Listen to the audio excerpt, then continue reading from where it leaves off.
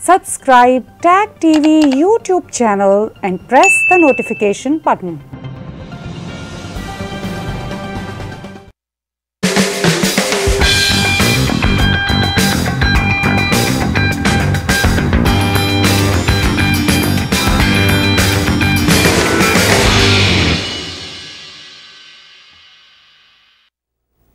Welcome viewers, Anees Farooqui prime time की एक episode लेकर ऐसे मौके पे आया है जबकि सब कॉन्टिनेंट में एक इन्वायरमेंट क्रिएट हुआ है जिसे लोग जश्न आज़ादी, यौम आज़ादी, इंडिपेंडेंस डे के नाम से 14 और 15 अगस्त को मना रहे हैं। और आज हमारी इस गुफ्तगू में यही एक ऐसा मुद्दा होगा कि जिस पे हम आपको अपना तबसरा, अपनी कमेंट्री और अपने एंगल एक डिफरेंट ज़ाविये से बताएंगे। साथ साथ हम ये भी एक तज्जिया करने की कोशिश करेंगे कि क्या खोया क्या पाया। बड़ा इम्पॉर्टेंट बात होती है कि जब हम किसी भी एक एग्ज़ाम से गुज़र रहे होते हैं तो उसका रिज़ल्ट भी आता है कि पास हुआ, फेल हुआ, क्या हुआ। तो ताहिर असलम गोरा साहब को खुशामदीद करते हैं। Welcome sir.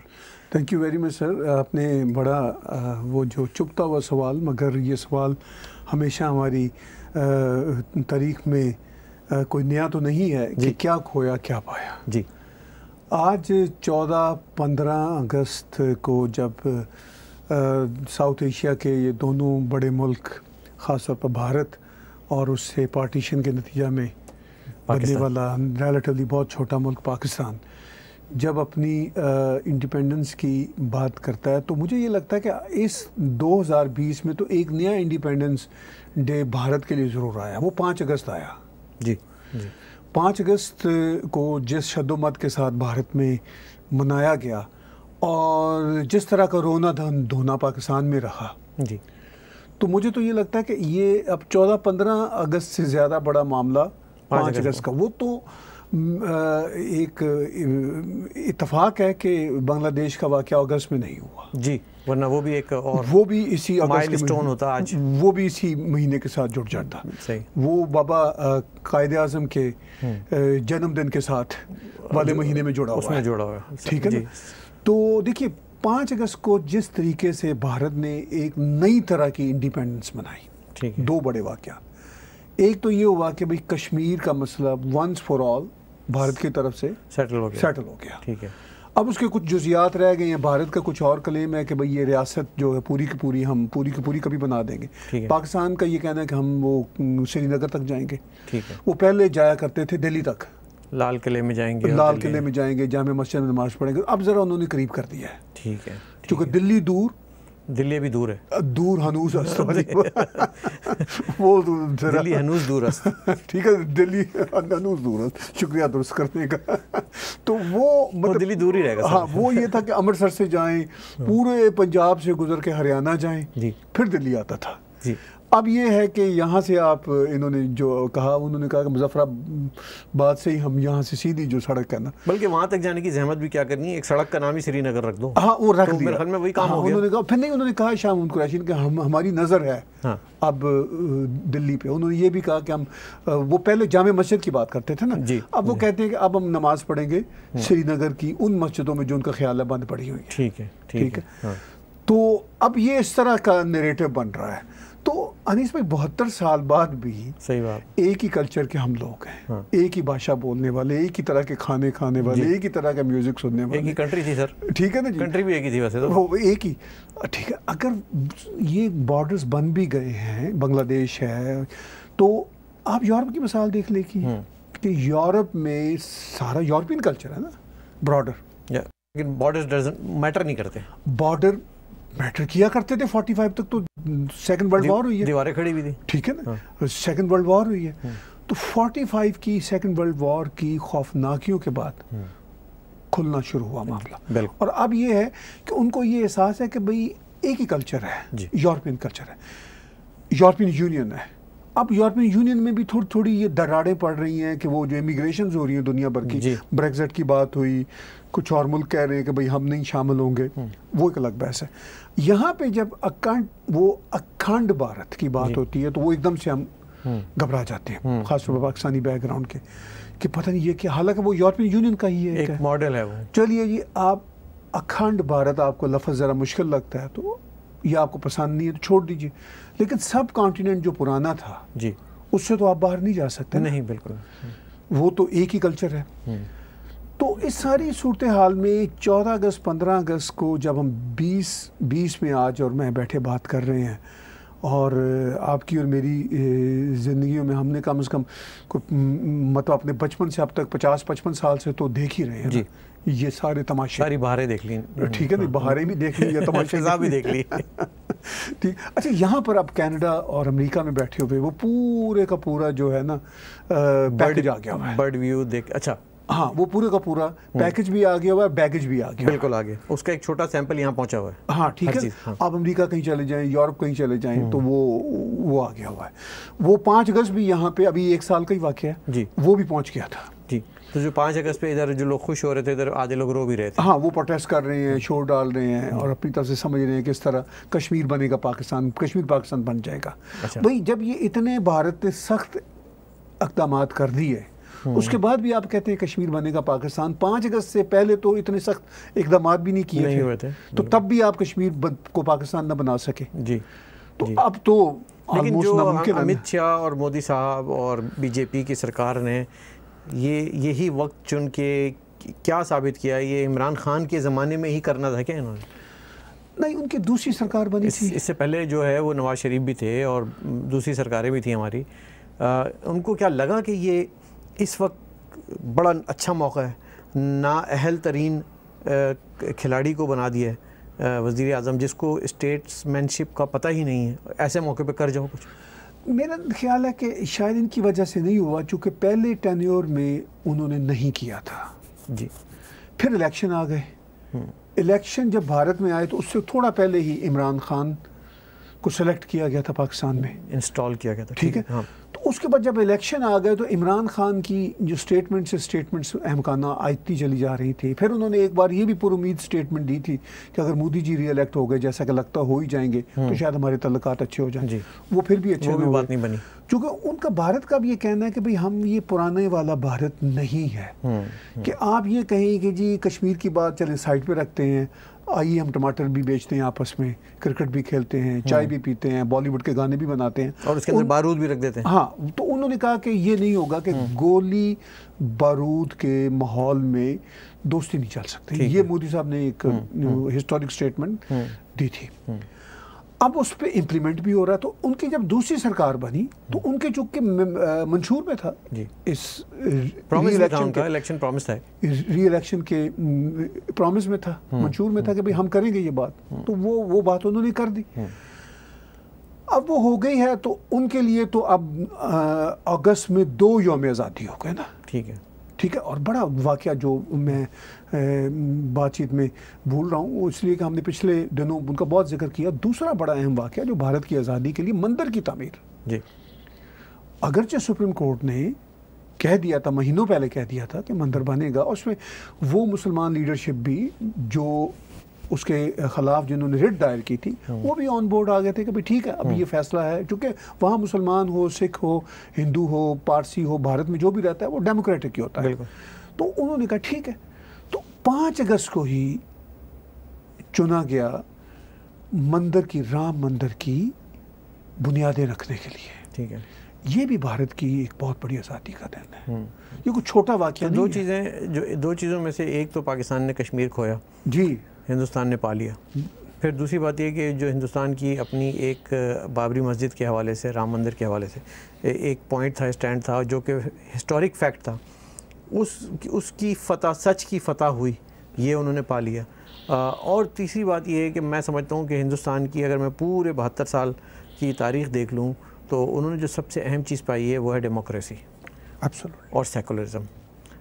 ये एक गिवन जिसे कहते हैं इनाम है किसी भी रियासत के लिए, ख़ास तौर पे जब हम साउथ एशिया के हवाले से बात करते हैं और देखते हैं कि बराबर दोनों मुल्क हैं। Right we could not prevail democracy in Pakistan. Right. तो हमने वो खोया, हमने वो ट्रस्ट खोया, हमने वो पॉलिटिकल निज़ाम खोया, और हमने जो फ्यूडल सिस्टम है उसको ख़त्म ना करके बहुत बड़ा नुकसान उठाया।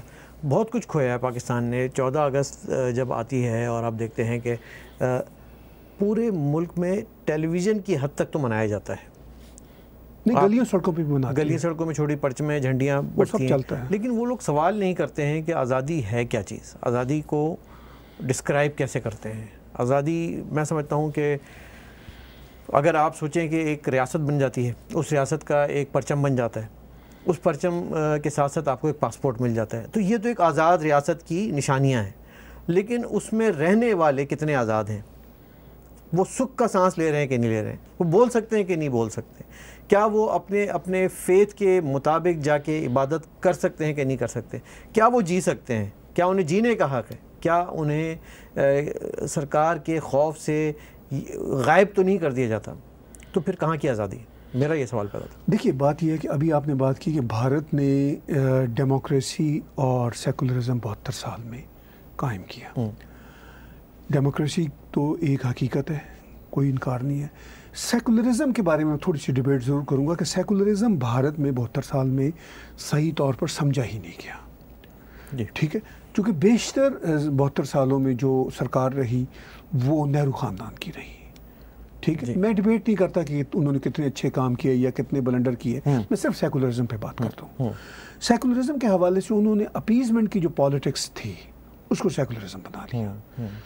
वरना सेकुलरिज्म के नाम पे ट्रिपल तलाक का बिल, वो जो पहले था कि आप ट्रिपल तलाक दे सकते हैं, वो तो नहीं हो सकता ना, क्योंकि वो तो इस्लाम में खुद नहीं है, परमिशन नहीं है कि आप इस तरह ट्रिपल तलाक दे सकते हैं जी।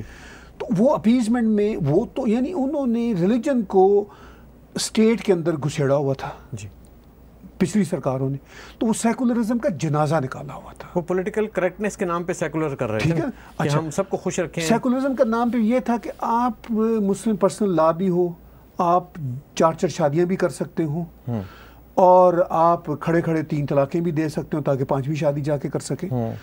आप कुछ भी कर सकते हो, ये सेकुलरिज्म है। लेकिन इससे खुश किसको कर रहे थे वो?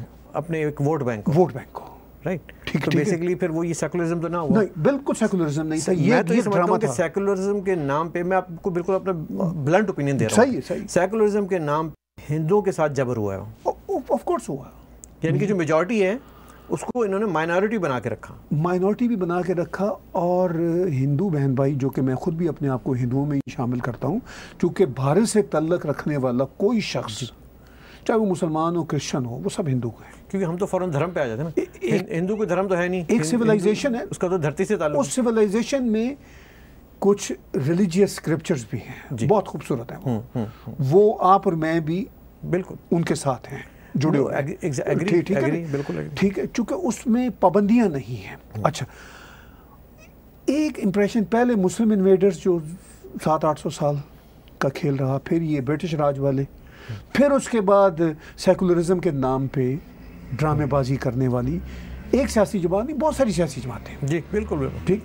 उन सब ने जो हिंदू थे हैं जो, उन सब को बिल्कुल दीवार के साथ लगा दिया और कहा कि आप अगर हिंदुइज्म की बात करेंगे, आप हिंदू राष्ट्र की भी बात करेंगे, तो आप एक्सट्रीमिस्ट हैं, आप टेररिस्ट हैं। और मेरे ख्याल में उनको ये मंजन भी बेचा गया कि हम इस्लामिक स्टेट बनाएंगे, वो ठीक है, वो सेकुलरिज्म है, वो सेकुलरिज्म है। उनको वो वाला सेकुलरिज्म का मंजन बेचा गया और उसके नाम पे उनसे कहा कि आप चुप, आप जरा सा नहीं बोलना है। आपने जरा सी हिंदू सिविलाइजेशन की बात भी की तो आपको हम टेररिस्ट करार देंगे। ये उनके साथ जुल्म हुआ। अब उनकी जो अवेयरनेस है वो बढ़ रही है और उसी अवेयरनेस के नतीजा में 2 बड़ी आज़ादियाँ मिली। ये कश्मीर का जो था ऐसे ही खामखा का मसला लटका हुआ था, ख़त्म हो गया। उसके बाद ये 2 राम मंदिर वाला मामला था, वो कोर्ट ने, अगरचे वो कोर्ट ने किया, बड़े सालों से वो चल रही थी कार्रवाई, तो कोर्ट ने भी महसूस किया कि भाई ये क्या है। अच्छा, जो रिसर्च भी की, आर्कियोलॉजी जो स्टडी हुई, उसमें सबसे इम्पॉर्टेंट एक आर्कियोलॉजिस्ट हैं के मोहम्मद साहब जी, ठीक है ना जी। के मोहम्मद साहब एक इंडियन मुसलमान शहरी हैं, तो उन्होंने कहा भाई राम मंदिर ही था यहाँ। वो तो सारी रिसर्च में सामने चीज़ें आ चुकी हैं। तो अच्छा, कोर्ट ने भी बड़ा अच्छा फैसला यूं दिया कि इन्होंने मतलब सिर्फ फैसला सुना नहीं दिया जी, उनका चले आए बैठ के बात करते हैं Absolutely. और बताएं क्या चाहते हैं सब। तो फिर जब सब एग्री हो गए Yes. फिर कोर्ट ने कहा कि this is the unanimous decision. Absolutely. कोई मुल्क में अफरा तफरी नहीं हुई, कोई बड़ी बात है, लाठी बड़ी गोली बात है, पत्थर नहीं चला, बड़ी बात। सुकून से लोगों ने एक्सेप्ट कर लिया। बिल्कुल। और लोग जो उम्मीदें लगाए बैठे थे कि नदियां बह जाएंगी तो ये हो जाएगा, वो उनकी मायूस हो गई। आप देखिए कमाल की बात है, इसी 5 अगस्त को प्राइम मिनिस्टर नरेंद्र मोदी ने अंसारी साहब को भी बुलाया। जी। अंसारी साहब वो हैं जिन्होंने बाबरी मस्जिद के लिए रिट की हुई थी कि ये यहाँ पर बाबरी मस्जिद बनेगी। जी जी जी। तो मंदिर की बुनियादें रखने के लिए उन्होंने अंसारी साहब को दावत दी, जबकि कोविड का ज़माना है, बड़े कम लोगों को बुलाया गया था। अंसारी साहब वाज वन ऑफ द, जिसे कहना चाहिए, chief guest of the prime minister of, और ही पार्टिसिपेटेड। ठीक है ना।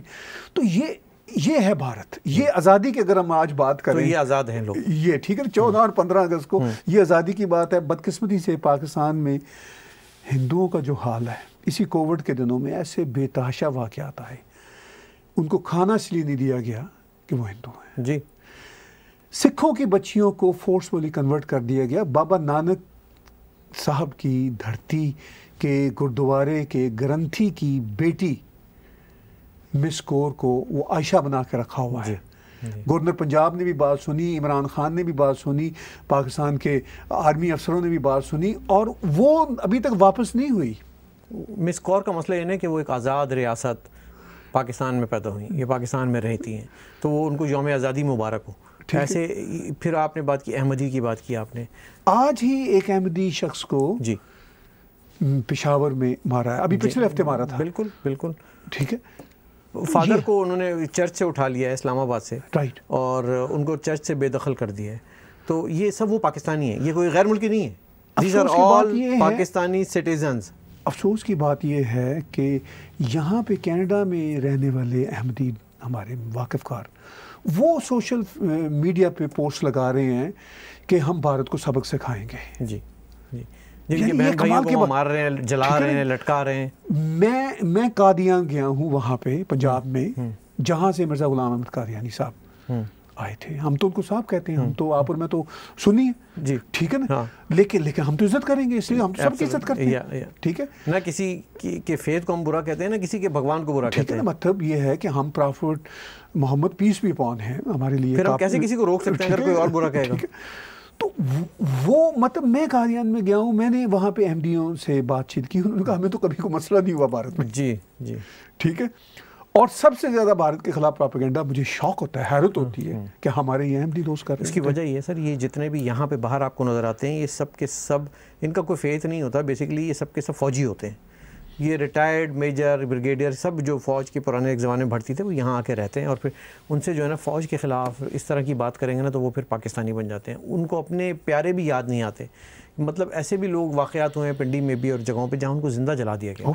यानी कि हमारा दिल दुखता है, हम उनके लिए बात करते हैं। इन्होंने आज तक किसी भी ऑपरेस्ट नेशन के लिए बात ही नहीं की, अपने लिए भी नहीं की, दूसरों के लिए भी नहीं की।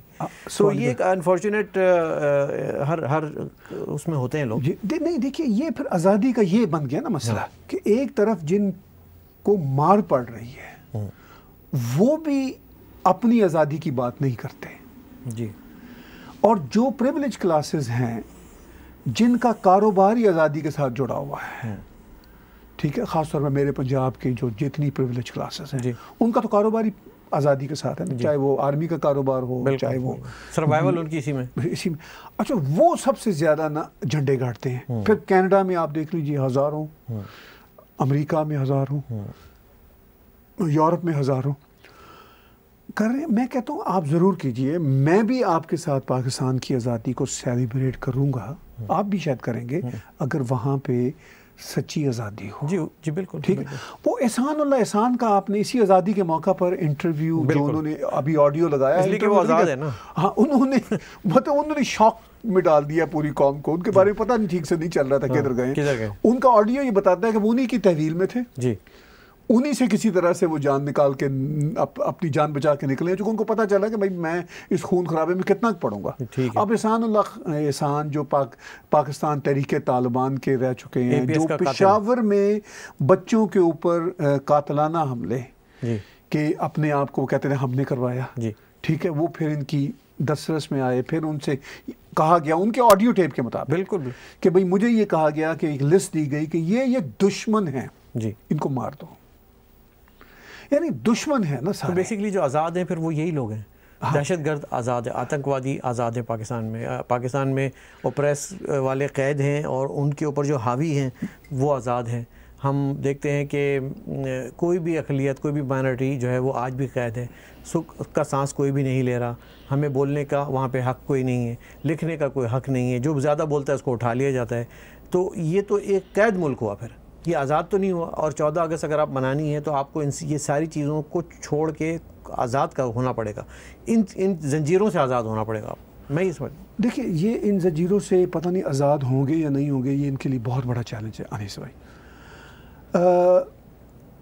मुझे हैरत है कि जिस तरह के ये आज़ादी के जश्न मनाते हैं, अगर इसमें पैसा एनर्जी ज़ाया करने की बजाय इस बात पे ये फोकस दें कि हमने अपने मुल्क को आज़ाद बनाना है। एग्जैक्टली किससे आज़ाद बनाना है?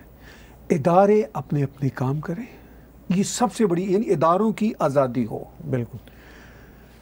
लॉ जो है वो सुपरसीड करे, कॉन्स्टिट्यूशन की सुपरमेसी हो, सुपरमेसी हो। बिल्कुल। अगर कॉन्स्टिट्यूशन में कोई डिस्क्रिमिनेटरी जैसे हैं शिकें, जैसे एमडीओ के बारे में शिक है, गलत है शिक, उसको निकालें। या अगर कोई ऐसी बात है कि जी कोई Hindu, Christian, Sikh president of Pakistan नहीं बन सकता, निकालें इसको जी, ठीक है, ताकि इक्वल राइट हो सबके। ठीक है। अगर ये सब कुछ नहीं है तो वो फिर आप आज़ाद मुल्क तो नहीं है ना, कैद मुल्क है। ऑन द अदर हैंड हम भारत की तरफ से देखते हैं तो भारत की तरफ एक मिसाल अभी जिस पे पाकिस्तान की इस्टेब्लिशमेंट का हमेशा प्रोपेगेंडा मोदी सरकार पर रहता है कि जी ये हिंदुत्व है, ये वो। हालांकि जब ये हिंदुत्व कहते हैं तो ये हेटफुल हो जाते हैं हिंदुओं के लिए। जी जी, ठीक है ना जी, लेकिन वो बोलते रहते हैं। इनको नजर नहीं आता कि राम मंदिर की तकरीब में अंसारी साहब को बुलाया गया, अंसारी साहब वहां पहुंचे और वो अंसारी साहब हैं जिन्होंने राम मंदिर बनने की मुखालफत में दरखास्त दी थी कोर्ट में, सुप्रीम कोर्ट ऑफ इंडिया। बिल्कुल। लेकिन जब मामला सुप्रीम कोर्ट ने हल कर दिया, खत्म होगी बात, everybody is on the same page. ठीक है ना, ठीक। उसके बाद भी डिसेंट आवाजें आ रही हैं, मिस्टर अवैसी कभी कभी बोल देते हैं, वो अपनी पॉलिटिक्स के लिए कोई और भी बोल सकता है, उनका हक है सर, वो एक आज़ाद मुल्क में रहते हैं, उनको बोलने दें। हाँ बोलने दें उनको गलत कहें, वो भी गलत कहने वालों का भी हक है, उनका भी हक है, उनका भी हक है। तो लेकिन ये this is the beauty of the democracy कि आप वो कहते हैं कि इसका अगर मैं इसके खिलाफ बोलता हूँ या इसके हक में बोलता हूँ, इसका मतलब ये नहीं हो गया कि मैं पाकिस्तान के साथ हो गया। ये हमारा अपना इंटरनल मैटर है, आप इसमें ना पढ़ें। हम आपस में, ये एक प्रैक्टिस है हमारी, हेल्दी डेमोक्रेटिक प्रैक्टिस है, we will continue doing that. और मैं समझता हूँ कि ये एक लेसन है जिसे हमें सीखने की ज़रूरत है कि हम कैसे टॉलरेंट एक सोसाइटी में रहते हैं हिंदुस्तान के लोग, कि जहाँ एक दूसरे को टॉलरेट किया जाता है। हमारे पास बिल्कुल नहीं है, जिसे कहते हैं कि इनटॉलरेबल सोसाइटी बना के रख दी हमने। आपने ज़रा सी कोई बात की मतिउल्लाह जान को उठा लेंगे, अगर आपने ज़रा सी कोई बात की उस शायर को उठा लेंगे, तो आप में बर्दाश्त नहीं है। जब बर्दाश्त नहीं है तो बर्दाश्त तो आज़ाद माशरे में होती है, बर्दाश्त तो आज़ाद रियासत में होती है। Beauty of democracy is the freedom. ना फ्री है ना फ्रीडम है किसी भी तरह का, ना आपको मीडिया का फ्रीडम मिल रहा है, प्रेस का नहीं मिल रहा, आपको बोलने का नहीं मिल रहा, आपको ज़िंदा रहने का हक़ नहीं दिया जा रहा, आप पे फतवे लगा के आपको कत्ल कर दिया जाता है। तो ये मेरे ख्याल में एक ओवरहॉल की ज़रूरत है इस पूरे सिस्टम को। जो भी वेल विशर है, मैं समझता हूँ उनको ये, और सभी वेल विशर हैं, आप भी हैं, मैं भी हूँ, कि इसमें ये गंदे निज़ाम को सही करना है। यही आज़ादी होगी। आपने जिक्र किया कि इंटॉलरेंस है। अच्छा, फिर बदकिस्मती क्या होती है कि हमारा जो माइंडसेट एक बना हुआ है, पाकिस्तानी माइंडसेट, अनफॉर्चुनेटली चूँकि हम भी उसी बैकग्राउंड से आए हुए हैं, वो ये बना हुआ है कि हम रिएक्शनरी होके ना, भारत में अगर कोई एक आध वाक़या कोई ऐसा हुआ जो कि सच्चे तरीके से हम तक पहुंचा या झूठे तरीके से पहुंचा, हमने उस एक छोटी सी मिसाल को ये सोचे बगैर कि 1.35 बिलियन लोगों का मुल्क है, हम अभी 220 मिलियन के हैं जी, तो हमने उसको कहा वो जी अपनी पूरी की पूरी इंटॉलरेंस को जस्टिफाई कर देते हैं जी, उसे किसी छोटे से इंसिडेंट्स की वजह से। बिल्कुल। और उस इंसिडेंट्स के बारे में भी ठीक से तहकीक नहीं करते जी। वैसे भी too many wrong doesn't make it right, ठीक है ना, वो तो हो नहीं सकता ना कि आप एक गलती की मिसाल दूसरी गलती से दें और आप सही हो जाएंगे इस तरह से। अच्छा, फिर ये होता है कि अगर आपको कंपैरिजन का शौक भी है तो एप्पल का कंपैरिजन एप्पल के साथ होगा ना, ठीक ठीक है ना, एप्पल का कंपैरिजन जामुन के साथ तो नहीं होगा, नहीं हो सकता। और प्लस ये कि साइज मैटर्स, ठीक है राइट, कि आप किस साइज के हैं, तो आपकी जो प्रोपोर्शन है उसको देखें। लेकिन ये चूंकि अब प्रोपेगेंडा का दौर, इससे बड़ा अभी तक हमने देखा नहीं था। जी जी, सोशल मीडिया की वजह से प्रोपेगेंडा है, तो इसमें फिर ये ढोल बजाते हैं। लेकिन उसका नुकसान क्या नहीं होता है, हमारे अपने माइंडसेट के जो लोग हैं, इनका नुकसान ये होता है कि ये अपनी फिर ना तस्हीह नहीं कर पाते, अपने आप को ठीक नहीं करते। ये कहते हैं कोई बात नहीं, वो अगर हम में ये मसाइल हैं उधर भी मसाइल हैं, बल्कि उधर के मसाइल को अगर कोई छोटा मोटा मसला भी है तो उसको अपने मसाइल से कुछ 100 गुना ज़्यादा बढ़ा के पेश करते हैं जी। तो ये एक ऐसा चूरन है जो ये बेचते हैं जी, ऐसी अफीम है जो ये खाते हैं जी, ऐसा मंजन है जिससे ये अपने दांत साफ करते हैं। बिल्कुल, बिल्कुल। और उसके बाद जब सुबह उठते हैं तो फिर ये हुब्बुल वतनी का कारोबार कर रहे होते हैं, उसके सर्टिफिकेट बांट रहे होते हैं। एक दिन आएगा ये लोगों को, पाकिस्तानियों को समझ में आ गया कि हुब्बुल वतनी है क्या। सर वो बांग्लादेश था, अलग हो गया, इनको नहीं समझ आई। हाँ, लेकिन अब अगर नहीं आएगा तो फिर अनफॉर्चुनेट होगा सर, क्योंकि देखें हुब्बुल वतनी ये नहीं है जो जिस तरह से टेलीविज़न पे और इस तरह से करके आप मना लेते हैं। हुब्बुल वतनी ये है कि आप क्वेश्चन करें, राइट, सवाल करें, सवाल उठाएं, पूछें उनसे कि हु आर यू, आप अमीर क्यों, मैं गरीब क्यों, ठीक है, आपकी बात क्यों मानूं, मेरी बात क्यों नहीं सुनते आप, राइट। तो आज़ादी मुझे कब मिलेगी? मुझे आज़ादी जब मिलेगी जब मैं यहाँ पे खड़े होकर बबांगे दहल पूछ सकूँगा कि ये जर्नल के जजीरा ऑस्ट्रेलिया में कैसे। बिल्कुल ठीक, ठीक है। ये जर्नल रिटायर हुआ, उसको क्या पैकेज मिला? जर्नल से हम क्वेश्चन कर सकते हैं, जज से क्वेश्चन कर सकते हैं। लेकिन यहाँ कनाडा में, अमेरिका में, यूरोप में, ऑस्ट्रेलिया में बहुत सारे रिटायर्ड फ़ौजी पाकिस्तान के जो बैठे हुए हैं, जनरल, कर्नल, ब्रिगेडियर, अच्छे खासे उनके यहाँ पर असासे हैं जी, और उनसे भी क्वेश्चनिंग होनी चाहिए। बल्कि मैं तो कहता हूँ जो रिटायर होकर जो यहाँ पे इंडियन फ़ौज के लोग यहाँ पे आके रहते हैं, वो तो बड़े एनवी होकर देखते हैं कि यार ये पाकिस्तानी जनरल का घर है, ये ब्रिगेडियर का घर है, छोटे मेजर का साहब का घर है। ठीक बात है। तो वो कैप्टन नहीं मान पाकिस्तान का, ये कितना अमीर मुल्क होगा जिसका जो है ना यहाँ पे कनाडा में रह रहा है, इसके पास इतने कैप्टन मेजर नहीं वहाँ के पकड़े जाते। लेकिन मसला ये है कि फिर इंटरेस्टिंग बात यह कि ये सवाल जो आप कह रहे हैं कि हमारी बैकग्राउंड के लोग चाहे यहाँ रहते हों चाहे पाकिस्तानी हैं वहाँ पे जो रहते हैं वो ये सवाल करें, वो यहाँ पे नारे लगा रहे होते हैं पाकिस्तानी पाक फ़ौज जिंदाबाद। अच्छा, हम पाक फ़ौज के, मैं कोई ज़ाती तौर पर ख़िलाफ़ नहीं हूँ या मैं इंटेलिजेंस एजेंसियों के ख़िलाफ़ नहीं हूँ, मैं सिर्फ उनके रोल से ख़िलाफ़ हूँ कि आपका ये काम नहीं है जो ये काम आप कर रहे हैं। आपका काम है बॉर्डर्स की हिफाजत करना, क्योंकि अगर कनाडा की आर्मी कनाडा की पॉलिटिक्स में अमल दखल देगी तो हम नहीं बर्दाश्त करेंगे, क्योंकि आप इस वक्त तो आप हर वो बात जो कि जिन्ना साहब ने कही थी वो माननी नहीं है ना। प्रॉब्लम ये है, जिन्ना साहब ने कहा था कि आपका रोल नहीं है कि आप पॉलिटिक्स में मेडलिंग करेंगे या आप किसी भी तरह की पॉलिसीज़ में, आपका काम सरहदों की हिफाजत है। जिन्ना साहब का स्टेटमेंट गूगल करेंगे ना, मिल जाएगा आपको। लेकिन जिन्ना साहब के बड़े बड़े कंफ्यूज स्टेटमेंट, ठीक है, लेकिन उन्होंने एक गाइडलाइन दी आपको, हमने वो बात नहीं माननी है। हमने ये बात भी नहीं माननी कि आप अपने हर फेथ में आज़ाद हैं, जाके अपनी इबादत करें, अपने घरों में रहें। हमने ये बात भी नहीं माननी। हमने किसी कौम ने जब अपने सो कॉल्ड फाउंडर की ही बात नहीं माननी तो फिर वो किसकी बात मानेंगे? चलिए फाउंडर तो चलिए छोड़िए, सबसे बड़ा फाउंडर होता है किसी भी कौम का उसका कॉन्स्टिट्यूशन जी, ठीक है। कॉन्स्टिट्यूशन फाउंडेशन होती है, बिल्कुल होती है आज की मॉडर्न दुनिया में, 21वीं सदी में। और वी हैव अ कॉन्स्टिट्यूशन। उस कॉन्स्टिट्यूशन में कुछ खामियां हैं, चलिए उन खामियों को आप बाद में दूर कर लीजिएगा। ब्लास्फेमी लॉ का प्रॉब्लम, उसको इम्प्लीमेंट कर लो, जितना है कॉन्स्टिट्यूशन एज इट इज कर दो उसको, अभी उतना तो इम्प्लीमेंट कर दो ना जी। उसमें जब तक, अच्छा ये कहना कि जी कॉन्स्टिट्यूशन में ये है कि ये जो करप्शन के नैब के केसेस हैं ये हम पकड़ रहे हैं, ये कॉन्स्टिट्यूशन पे चल रहे हैं, पता नहीं वो कॉन्स्टिट्यूशन में कब शामिल हुए। लेकिन जो बुनियाद होती है वो इदारों के किरदार की होती है कि इदारे किस किस तरह अपनी सोवरेनिटी को बरकरार रखेंगे और दूसरों में पोक नहीं करेंगे, उनकी हद कहाँ ख़त्म होती है। अब यह है कि हुब्बुल वतनी का मामला यहाँ पर भी जो पाकिस्तानी माइंडसेट रहता है, इन मुल्कों में भी मेजॉरिटी जी, और पाकिस्तान में भी ख़ास तौर पर पंजाबी बैकग्राउंड के जो हैं लोग हैं, मैं ये खुल के कह सकता हूँ, मैं खुद उस बैकग्राउंड से हूँ। वो बदकिस्मती से क्या कर रहे हैं कि उनका ये कहना है कि नहीं, हम जो है ना, हम इस सारे मामले को इस तरह देखेंगे कि सिर्फ पाक फौज जो है ना वो बेहतरीन है और बाकी सारे गद्दार होते हैं। सियासतदान तो सारे गद्दार डफर है, ठीक है।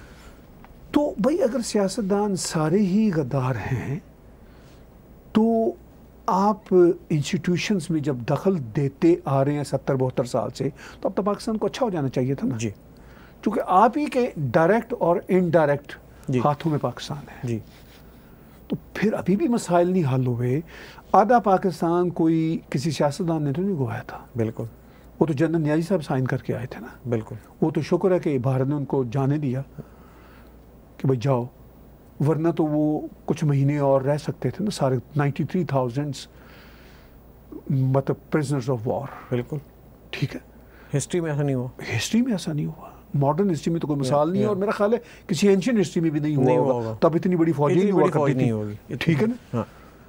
तो उसके बाद आप जश्न मनाते हैं, जश्न ज़रूर मनाएं, हम भी आपके साथ शामिल होंगे, लेकिन ये सारी बिगेटरीज को ख़त्म करें और बिल्कुल सही, मैं उस निज़ाम के खिलाफ लड़े। ये जो जश्न की फिर ये जश्न है, आप और मैं तो डेली जश्न मनाते हैं। एग्जैक्टली, यही मैं कह रहा हूँ कि ये जश्न मनाने की जो ज़रूरत पेश आती है वो यही आती है कि हमने शायद कुछ हासिल किया हो, राइट, लेकिन हमने तो कुछ भी हासिल नहीं किया। हमने तो अपने खान लियाकत अली खान को ही खो दिया था, हमने तो बेनज़ीर भुट्टो को ही खो दिया था, हमारे जो लीडर हैं हम तो उनको भुट्टो को फांसी चढ़ा चुके हैं, हमने तो सब कुछ खो दिया। आज तक किसी जनरल को आपने एक कोर्ट में एक जनरल सज़ा नहीं दे सके।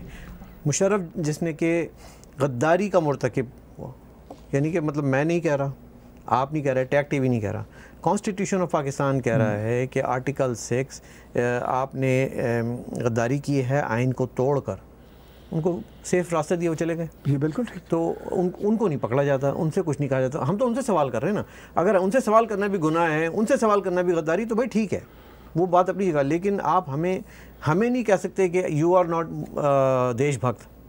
आपको कोई ये किसी को हक नहीं है कि वो आपको बोले कि आप देशभक्त नहीं हो। अगर आप देशभक्त नहीं होते तो आप ये बातें ही नहीं कर रहे होते। बिल्कुल, आप आज उनके हाँ में हाँ मिला रहे होते। ऐसे ही है ना सर? हाँ, तो हम गद्दारों के साथ होते हैं ना आज। हाँ हाँ, जिन्होंने मुल्क तोड़ा है, जिन्होंने आइन तोड़ा है, तो आज मैं और आप बैठे उनकी हमायत कर रहे होते हैं। बिल्कुल, हमें हुब्बुल वतनी का सर्टिफिकेट मिलता। कैसा अलमिया है, उल्टा है निज़ाम चल रहा है। ठीक है ना। हाँ। कि आज़ादी, अजीब आज़ादी। अच्छा, फिर अब वाइस वर्सा देख लें, दूसरी तरफ भारत में आज तक कॉन्स्टिट्यूशन को किसी ने टच नहीं किया, तोड़ने की तो बात दूर की बात है। और दूसरी बात ये है कि मैं जो ब्यूटी में शायद आपसे ऑफ द रिकॉर्ड भी बात हो रही थी कि भारत की ब्यूटी ये है कि वहाँ पे नैब वेब इस तरह का कॉन्सेप्ट नहीं है, वहाँ का CBI का अफसर इतना मजबूत है, वो जाके किसी MLA को यूँ पकड़ के हथकड़ी लगा के कोर्ट में पेश कर सकता है और उसको कोई छुड़ा नहीं सकता। हाँ, लेकिन वो भी तब ऐसा करेगा, ड्यू कोर्स करते हैं, अपना पूरा वारंट लेते हैं, इन्वेस्टिगेशन करते हैं, लेकिन उसके बाद उस पर कोई होम मिनिस्टर या कोई माइकल लाल असर रसूख नहीं कर सकता। वो कोई भी वहाँ पे कोई बंदा डिसअपीयर नहीं होता ना। हाँ, कि पता ही नहीं चले कि फलां जर्नलिस्ट हर जगह है, ठीक है, फलां जर्नलिस्ट या मोहसिन दावड़ MLA MP या इस लेवल का कोई आदमी भारत में हो और पता ही नहीं चले कुछ दिन तक वो है कहाँ, है किधर है। हाँ, मतलब ये कमाल की आज़ादी है, यानी कि लेजिस्लेटर को, आप कानून साज बनाने वाले को जो है ना आप उठा लेते हैं। ठीक है, कानून से भी बड़े। एहसानुल्लाह एहसान कह रहा है, नहीं का अपना पपेट कह रहा है। मैं फिर बात दोहराता हूँ कि मुझे लिस्ट दे दी कि इन लोगों को मारो, ये आज़ादी है जी, ये दुश्मन है, तो इस पर कोई क्वेश्चन नहीं उठाता। मैं समझता हूँ 14 अगस्त को रिफ़्रेश करें अपनी मेमोरी को, 15 अगस्त को हम अपनी करेक्टनेस के लिए आगे बढ़ें और सवाल करें कि कहाँ मिस्टेक्स हो रही हैं। ठीक है, और मिस्टेक दर मिस्टेक, तो it's a time to revisit, right, it's a time to think.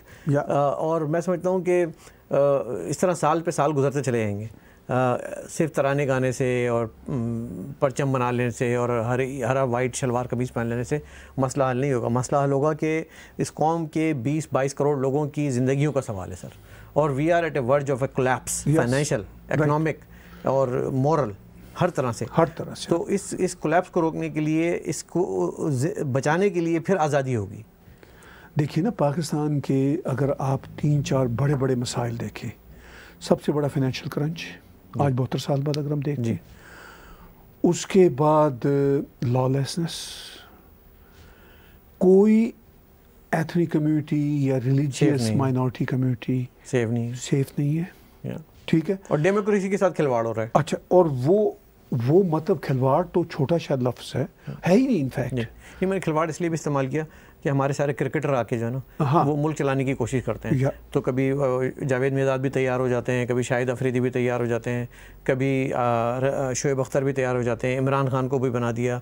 और मैं ये समझता हूँ कि जो हॉकी के, स्क्वाश के और गिल्ली डंडा के प्लेयर हैं वो भी आगे हैं, उनको भी मौका दें, थोड़ा सा मुल्क के साथ खेलें।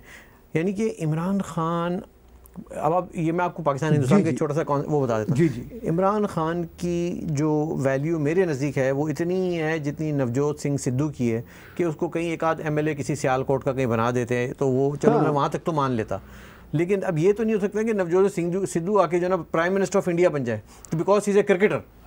ठीक है, उसने कोशिश की थी वैसे चीफ मिनिस्टर पंजाब बनने की, हाँ वो भी नहीं बन सका, तो अब वो कहाँ नजर ही नहीं आ रहा। तो वो भी नहीं बन सका। वो जो है वो कॉमेडी शो ही कर सकते हैं, ज़्यादा इससे तो नहीं कर सकते। उसमें भी नहीं रहा। अच्छा नहीं, वापस आ गए। अच्छा, अभी उसमें क्योंकि और के पैसे भी कमाने होते हैं, मतलब अभी ये कोविड के बाद वापस आए। कपिल शर्मा में वो वापस आ गए। अच्छा, अभी कोविड के बाद आए, चलिए बड़ी बात है, बहुत बड़ा ओहदा मिला उनको। मैं यही तो कह रहा हूँ, जब नवजोत सिंह सिद्धू साहब कॉमेडी शो कर सकते हैं तो हमने तो प्राइम मिनिस्टर कॉमेडी शो के लिए बैठाया है। वो शाम को 6 बजे के बाद ऐसी बातें कर जाते हैं कि मतलब काफ़ी देर तक हंसी आती रहती है। हाँ नहीं, वो चलिए वो हंसी आती रहे या कोई ऐसा प्राइम मिनिस्टर हो जो कौम को रुलाता रहे, इस सब का फ़ायदा क्या है?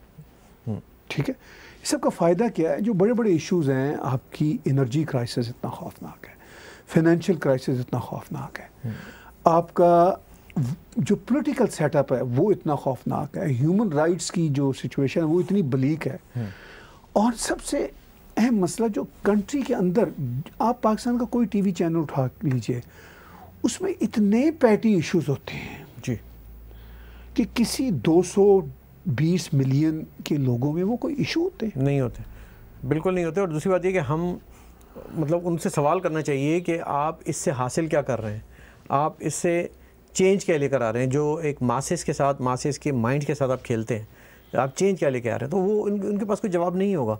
हमारा इंटेलिजेंसिया काम ही नहीं कर रहा लोगों का माइंड बनाने के लिए। हमारा जो इंटेलिजेंस एजेंसी है वो काम कर रही है लोगों का माइंड चेंज करने के लिए। हाँ जी, वो माइंड चेंज करने के लिए पूरी कोशिश करते हैं। लेकिन जो इंटेलिजेंसिया दानिश्वर तबका है, नहीं, शायर, अदीब, राइटर, जर्नलिस्ट, कोई काम ही नहीं कर रहे। या वो तो गिव अप कर चुके हैं, या फिर ये कि वो भी बेशतर तो उसी निज़ाम का हिस्सा बन चुके हैं जी, और उसी निज़ाम के मफादात के पीछे लगे हुए हैं, और वो सोचते भी नहीं हैं जी अपनी गज़ल नज़म से बाहर निकल के।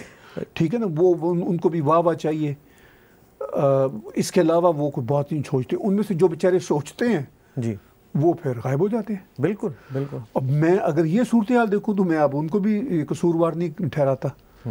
या वो फिर जान बचाएं, अपनी जान बचाएं। वो उन्होंने भी सोच के दरवाजे बंद कर दिए अक्सरियत ने, क्योंकि उन्होंने देख लिया जो थोड़े से को 2-4% सोचते हैं उनका क्या हाल होता है। मैं आपको एक बात बताऊँ, मेरे बहुत सारे लोगों से बात होती है, बड़े बड़े पाकिस्तान के जर्नलिस्ट, आप यकीन करें जी ताहिर भाई, टैग टीवी के प्रोग्राम और आपकी बातों को ऐसे देखते हैं कि यार यू आर हमारे दिल की बात कर रहे हो आप, बस हम बोल नहीं सकते। वो ताहिर असलम भाई जो ना बोल जाते हैं, अनीस भाई बोल जाते हैं, लेकिन वो बेचारे बोल नहीं सकते। मैं आपको बताऊं, अगर मैं अभी नाम नहीं लेना चाह रहा, वरना फिर वो मुश्किल में आएंगे, मुश्किल में आएंगे वो लोग। और उनको ये भी कहा गया कि ताहिर भाई को अनफॉलो करो, अनीस फारूकी को अनफॉलो करो, और तो और उन्होंने किया। हाँ, फिर मुझे इनडायरेक्टली कहा यार समझा करो। राइट। तो ये आज़ादी, इनकी आज़ादी इतनी है कि वो किसी को फॉलो भी नहीं कर सकते। बिल्कुल ठीक। ऐसे आज़ाद मुल्क में रहते हैं कि वो किसी को ट्विटर पे फॉलो भी नहीं कर सकते, वो किसी से बात भी नहीं कर सकते, उनका व्हाट्सएप हैक होता है, उनके फ़ोन जाके चेक होते हैं। वहाँ आपको पता है एक कर्नल साहब हैं, वो बैठ के ट्विटर अकाउंट खोलते हैं जर्नलिस्ट का, और उसमें से अनफॉलो करते हैं। कैन यू बिलीव दिस कि हमारा पैटिनेस की बात की ना आपने, ये पैटिनेस है हमारी, कि कर्नल साहब को ये पसंद नहीं है कि आपका कोई जर्नलिस्ट किसको फॉलो कर रहा है, किसको नहीं कर रहा है। Right. So what kind of independence is this? Sir मेरे ख्याल में बड़ी मायूसकुन सूरत है, लेकिन अच्छी बात यह है कि अगर हम अपने पड़ोस से कुछ सीखें तो वहाँ तरक्की हो रही है, विकास हो रहा है, और उसका एक मॉडल हमारे पास मौजूद है। बहुत बहुत शुक्रिया। 14 अगस्त 15 अगस्त क्या बात करें साहब, क्या आज़ादी, कैसी आज़ादी। ताहिर असलम गोरो साहब का शुक्रिया अदा करते हैं। पाकिस्तानियों, आपने घबराना नहीं है। 14 अगस्त में आपने फिर ये जुमला सुनना है, कहीं ना कहीं आपको ये डायलॉग सुनने को मिलेगा, तो मैं भी दोहरा देता हूँ कि आपने घबराना नहीं है। और हिंदुस्तान के जो भी मेरे दोस्त, भाई बहन, मित्र देख रहे हैं, मैं यही कह सकता हूँ कि जो एक गीत आप लोग गाया करते थे कि हम होंगे कामयाब एक दिन, तो आज 5 अगस्त और 15 अगस्त के हवाले से well deserved celebration and congratulations to everybody. Anees Farooqui का प्रोग्राम यहीं तक था, इजाज़त दीजिएगा। Have a great evening. Subscribe Tag TV YouTube channel and press the notification button.